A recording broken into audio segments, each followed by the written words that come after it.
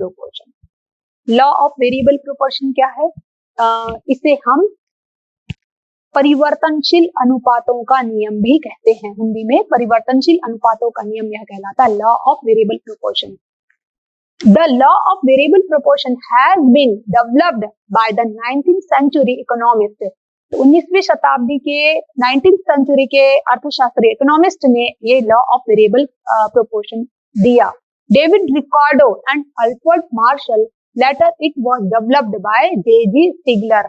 प्राचीन अर्थशास्त्री यानी 19th century के economist David Ricardo, Alfred Marshall ने इनको इस लॉ को दिया, लेकिन बाद में जे.जी. स्टिगलर ने और एफ बेनहम एंड पॉल सैमुएल्सन, ये मॉडर्न इकोनॉमिस्ट हैं, इन्होंने भी इस नियम को बताया। The law states that when increasing number of units of a variable factor is applied to fixed factor, total output first increases at an increasing rate, then at a diminishing rate, and eventually decreases. This law is also known as law of diminishing return। इस law का दूसरा नाम law of diminishing return है।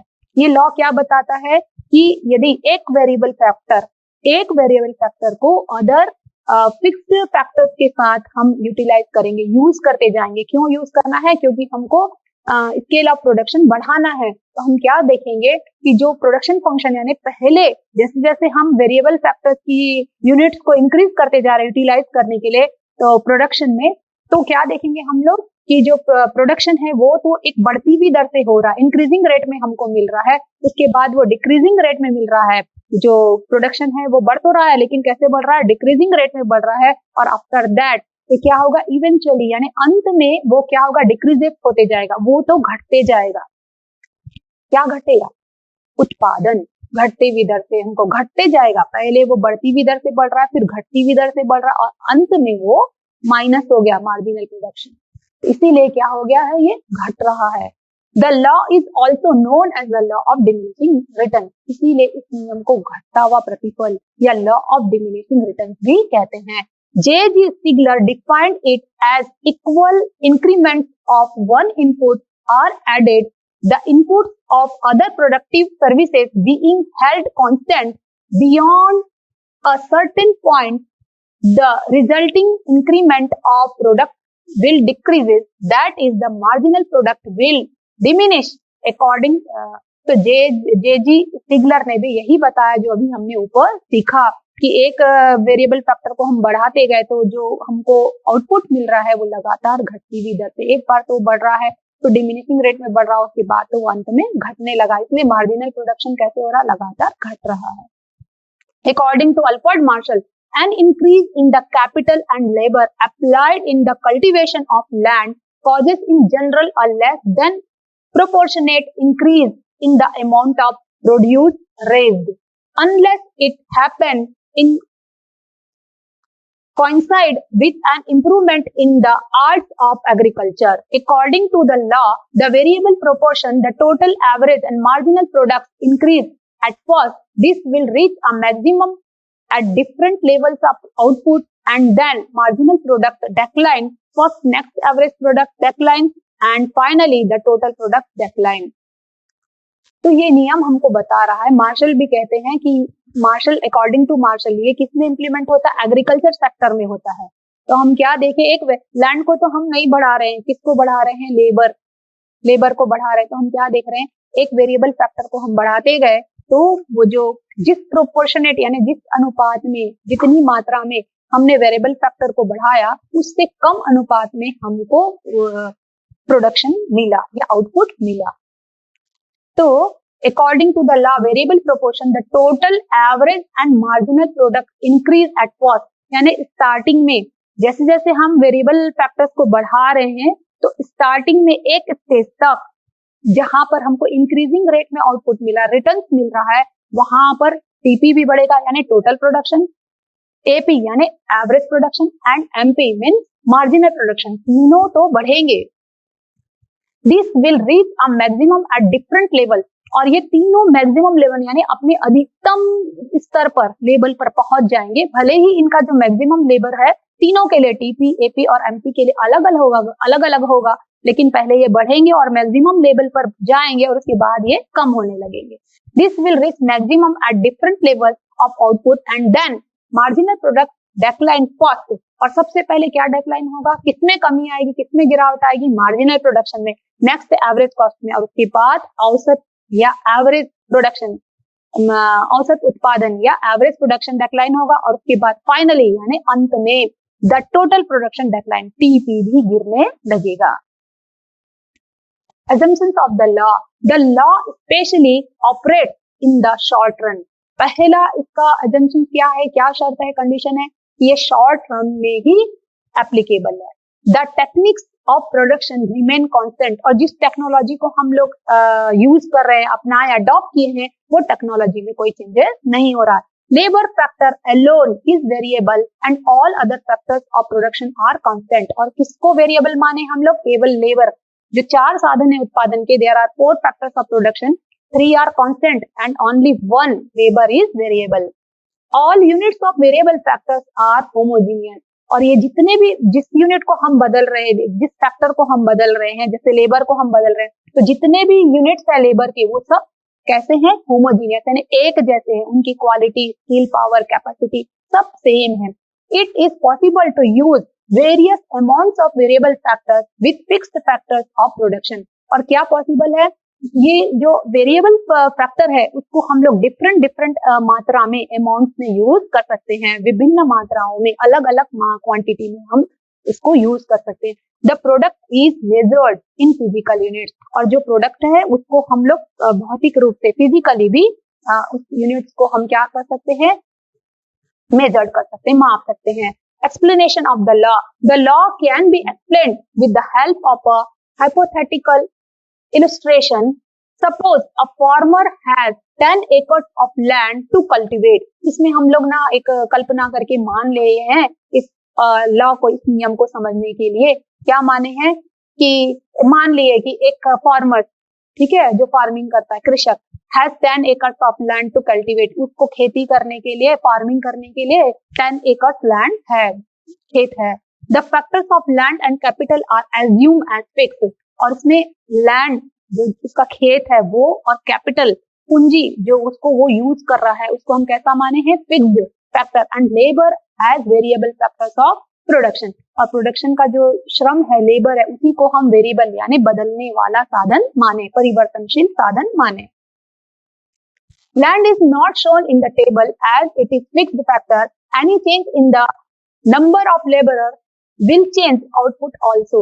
तो हम जो variable factor उसमें change करते जा रहे हैं, जैसे जैसे उसके एक एक यूनिट को इंक्रीज कर रहे हैं, प्रोडक्शन में यूटिलाइज कर रहे हैं, तो हम क्या देख रहे हैं कि प्रोडक्शन तीनों टाइप से बढ़ रहा है। टीपी एवरेज प्रोडक्ट, ये टीपी यानी total production, AP average production and marginal production, सीमांत उत्पादन, ये तीनों ही तरीके से इसमें हम चेंजेस देख रहे हैं।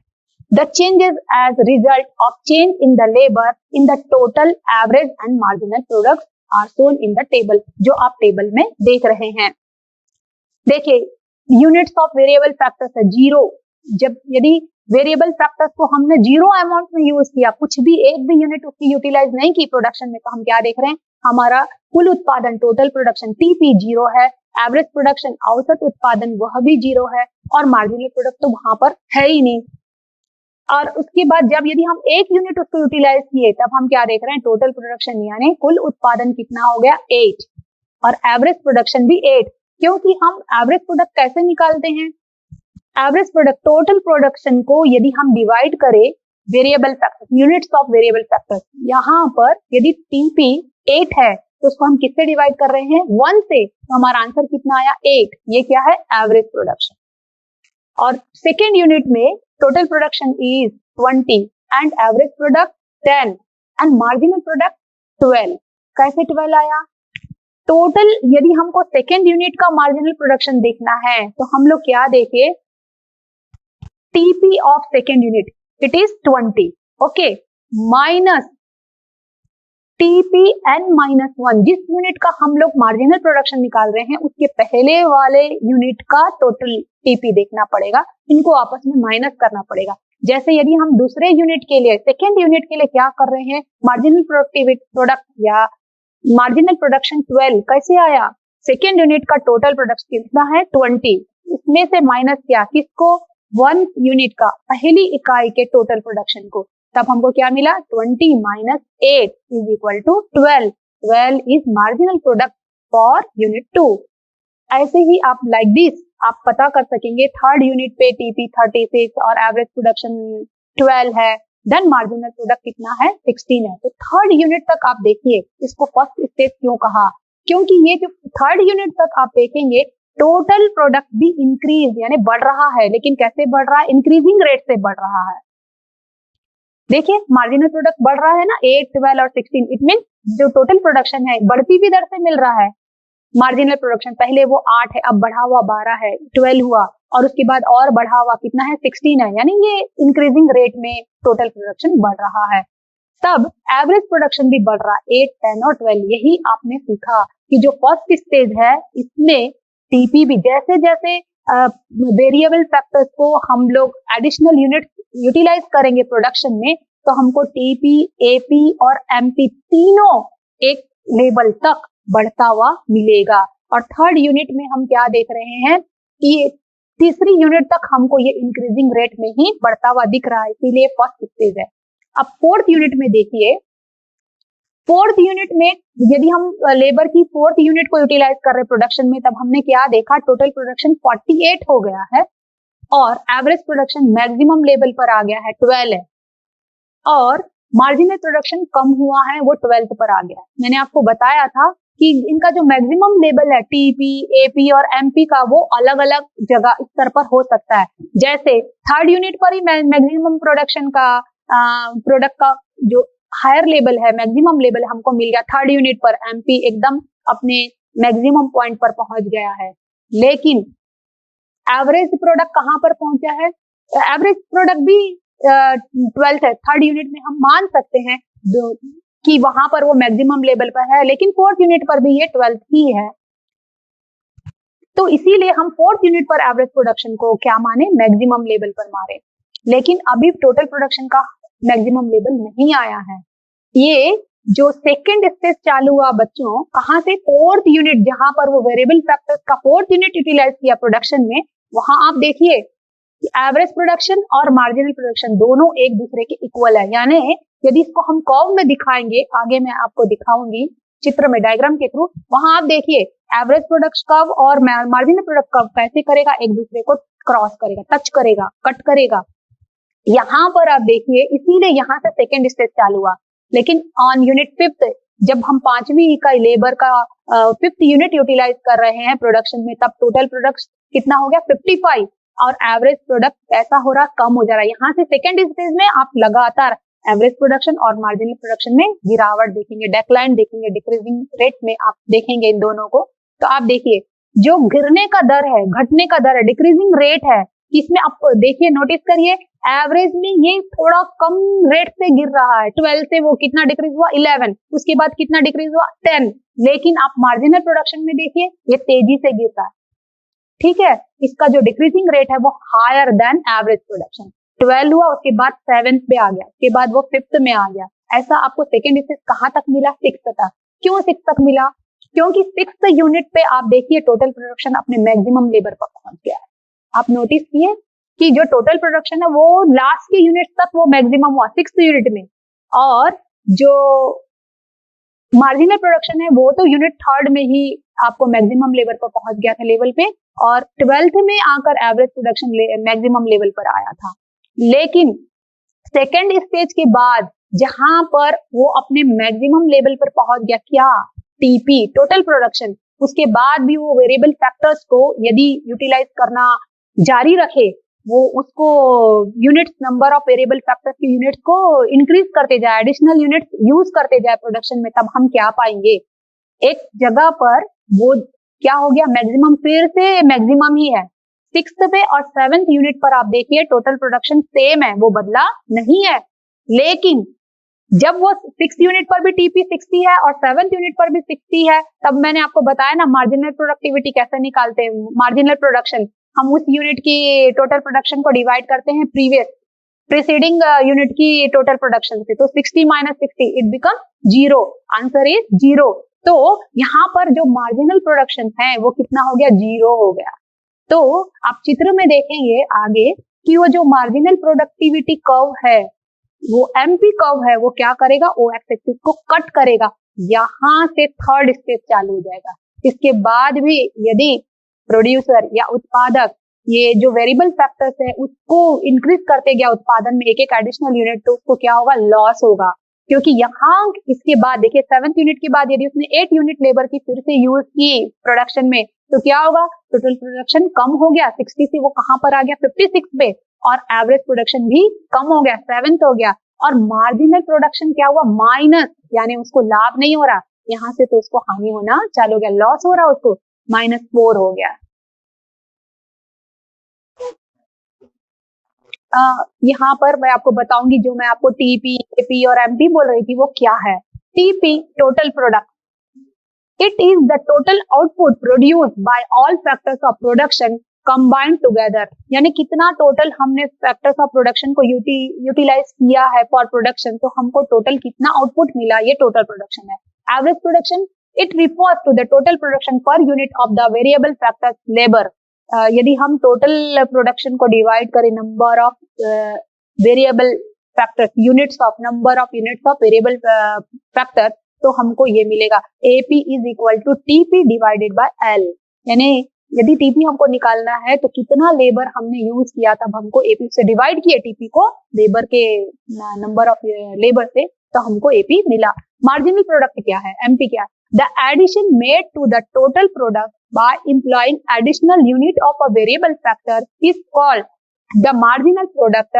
MPN यानी पर्टिकुलर n यूनिट की MP is equal to TPN, यानी ये जो n यूनिट है उसकी टोटल प्रोडक्शन कितनी है, माइनस की है TPN -1, यानी इसकी प्रीसीडिंग जो यूनिट है उसका टोटल प्रोडक्शन से माइनस मिलेगा। इसको हम एक दूसरा फॉर्मूला भी यूज कर सकते हैं, MP is equal to delta TP, यानी एक और एडिशनल यूनिट को हमने प्रोडक्शन में यूज किया तो TP में क्या चेंजेस आए, टोटल प्रोडक्शन में क्या परिवर्तन हुआ, divided by delta L, labour में कितना चेंजेस किए, उससे हम डेल्टा TP को डिवाइड कर देते हैं डेल्टा L, यानी कितना टोटल प्रोडक्शन में चेंज किए उसको डिवाइड करते हैं टोटल लेबर में कितना चेंज किए उससे।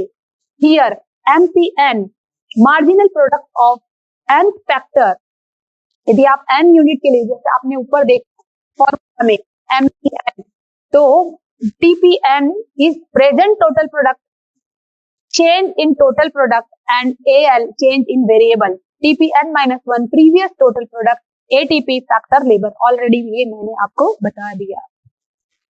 अब आप देखिए 3 stages of this law of variable proportion। Stage 1 increasing returns, in this stage total product increase at an increasing rate, both average product and marginal product also increase in this stage, but marginal product reaches to its maximum when third unit of labor is used, and AP reached to maximum at the fourth unit of labor, and here AP equal to decline MP।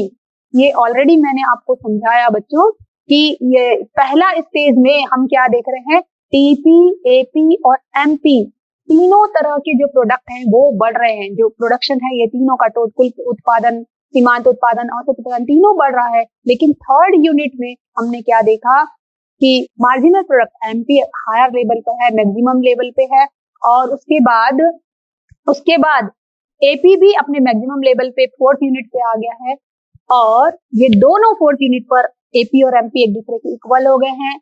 और at the point E, और इसी point को आप diagram में देखेंगे, E से हमने show किया है AP और MP कर्व्स आर इंटरेक्टिंग, ये क्या करे, इंटरसेक्टिंग, यानी एक दूसरे को काट रहे हैं in the figure from OQ।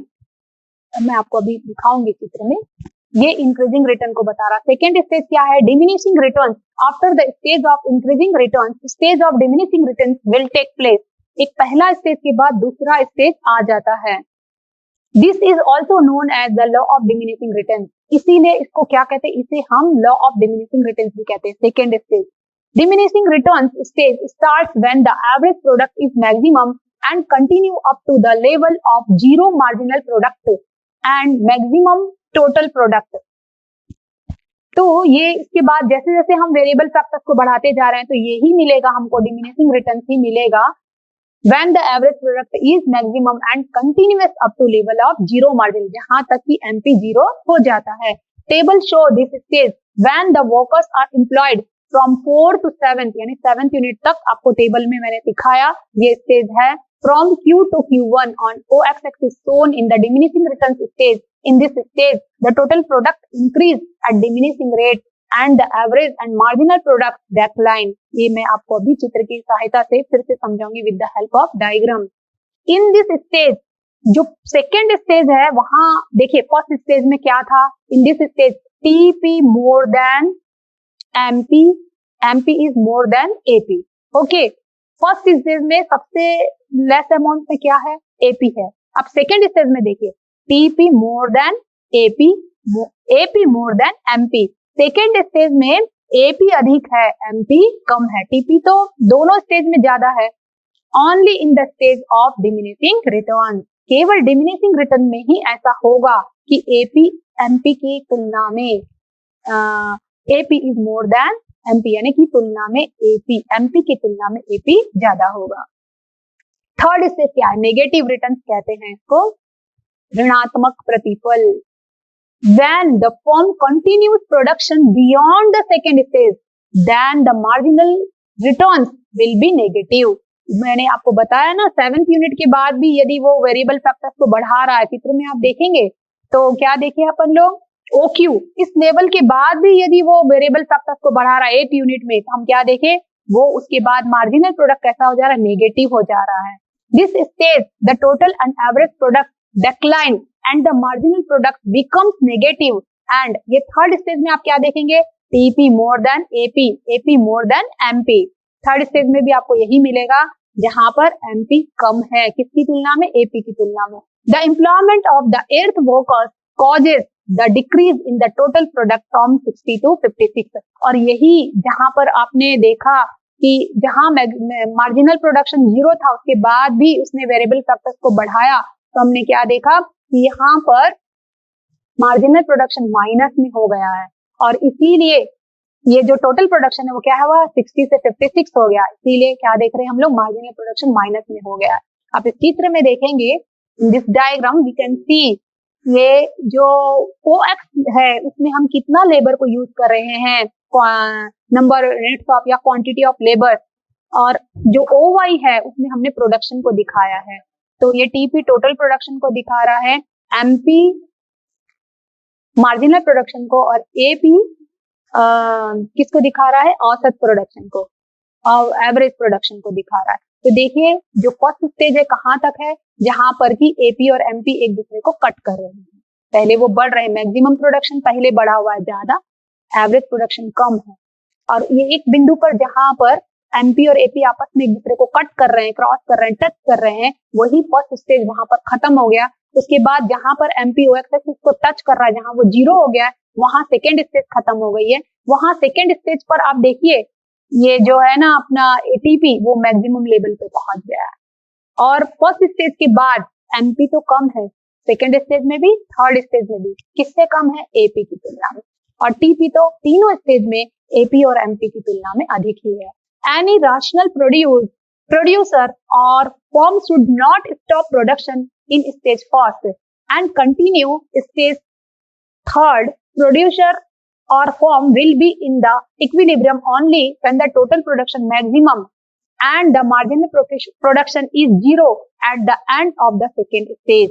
तो यदि एक बुद्धिमान रैशनल यानी इंटेलिजेंट उत्पादक है, प्रोड्यूसर है, तो वो क्या करेगा, फर्स्ट स्टेज पे उत्पादन के जो वेरिएबल फैक्टर्स उसको बढ़ाना नहीं छोड़ेगा, उत्पादन के स्केल को बढ़ाना नहीं छोड़ेगा, कब तक, सेकेंड स्टेज तक, जहां मार्जिनल प्रोडक्शन 0 नहीं हो गया। इसके बाद भी वो सेकेंड स्टेज तक क्या करना चाहिए उसको, OQ ऑप्टिमम कॉम्बिनेशन है, ऑप्टिमम प्रोडक्शन है, यहाँ पर उसको प्रोडक्शन को रोक देना, इसके बाद उसको नहीं बढ़ाना चाहिए।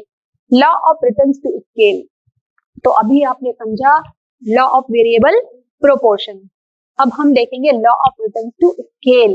रिटर्न्स टू स्केल यानी लॉन्ग रन में यदि प्रोडक्शन स्केल को बढ़ाता है तो law of returns to scale कहलाता है।